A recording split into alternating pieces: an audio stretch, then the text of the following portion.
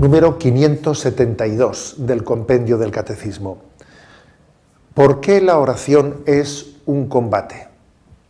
La oración es un don de la gracia, pero presupone siempre una respuesta decidida por nuestra parte, pues el que ora combate contra sí mismo, contra el ambiente y sobre todo contra el tentador, que hace todo lo posible para apartarlo de la oración.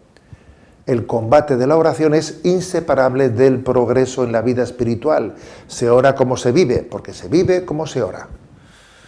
Bueno, quizás a alguno le ha podido sorprender que se hable del combate de la oración. Sí, es importante esta expresión y muy enraizada en la tradición de la Iglesia desde los primeros siglos. La oración es un don, es un regalo de Dios, pero precisamente cuando es acogida por el hombre, ahí se produce un gran combate. Tenemos que empezar por matizar el concepto de gracia. Ahora, decir que algo es gracia, que algo es don, no quiere decir que a ti no te vaya a costar nada. Alguien dijo que cuando Dios da su gracia, me lo habéis escuchado ya, cuando Dios da su gracia, el hombre suda, en el sentido de que Dios te da la capacidad de desarrollar pues, todas tus cualidades y entonces se produce un combate. Y es un don, es un regalo poder librar ese combate, pero hay que librarlo, claro. Es una batalla, un combate primero contra uno mismo, porque tenemos una carnalidad que es muy contraria a lo que es la oración. Y la oración requiere humildad, ponerse en la presencia de Dios y ser humilde, abajarse. Y esa carnalidad del yo, pues es todo lo contrario a la oración. Supone un combate con tu carnalidad, con tu yo. También supone un combate contra el ambiente, porque vivimos en el ambiente que vivimos, en el que todo es vanidad, en el que todo es materialismo, y en medio de ese materialismo, de esa vanidad, de esa búsqueda de vanagloria, frivolidad por aquí, frivolidad por allá, obviamente hacer oración es una objeción a la totalidad, supone luchar contra el ambiente, que te arrastra a todo lo contrario, ¿no? O sea, un combate contigo mismo, un combate contra el ambiente en el que vivimos, en definitiva un combate contra el tentador, que intenta descarrilarnos.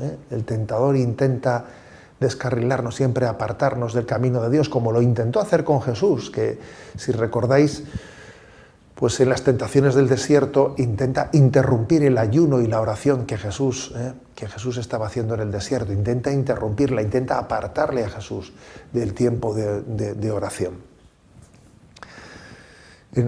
A veces también se presenta la expresión de la oración, el combate de la oración, como si fuese un luchar con la voluntad de Dios, luchar contra esa voluntad de Dios. En realidad, contra quien estoy luchando no es contra Dios, estoy luchando contra mí mismo, contra el tentador, contra el ambiente, en el fondo, para poderme unir, adherir y entender que esa voluntad de Dios, que a veces la puedo ver como algo que es contrario a mi querer y al deseo mío de felicidad, es todo lo contrario, ¿no? Es el don de Dios, pero para poderlo entender tengo que llevar a cabo ese combate de la lucha contra mí mismo, contra el ambiente, contra el tentador.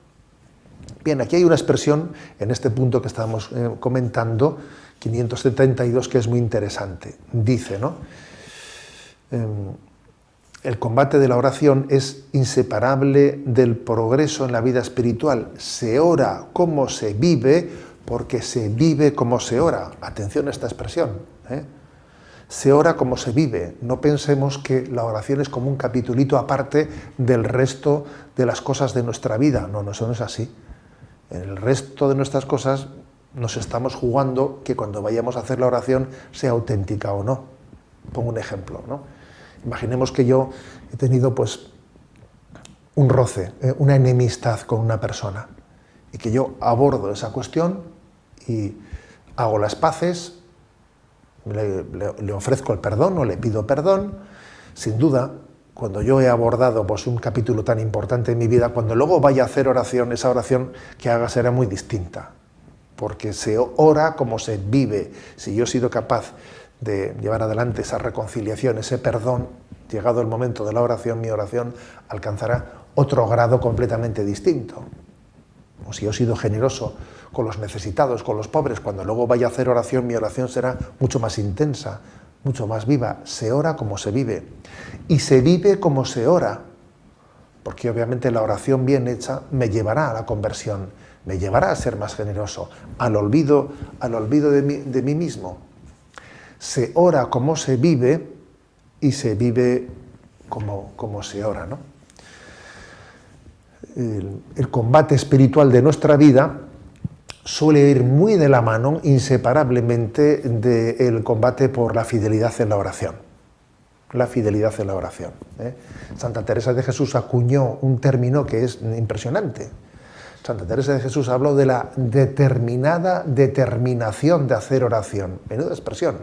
Determinada determinación, que nada nos aparte de esa firme voluntad, ¿no? de llevar adelante el combate de la oración. Hay un libro muy interesante, ¿no?, que tuve ocasión de comentar y está publicado un comentario a Las cartas del diablo a su sobrino, que es un clásico, escrito allí durante la Segunda Guerra Mundial por C.S. Lewis, y en ese libro de cartas del diablo a su sobrino, un diablo, Scrutopo, le da consejos a su sobrino, Orugario. Se dice que más sabe el diablo por viejo que por diablo, ¿no? Bueno, pues ahí, siguiendo un poco esa sabiduría con estilo humorístico, en ese libro, Cartas del diablo a su sobrino, se muestra cómo en esa psicología de la tentación, esas estrategias del tentador, siempre está incluida la de intentar apartarle a su tentado, a quien es tentado por él, de la oración.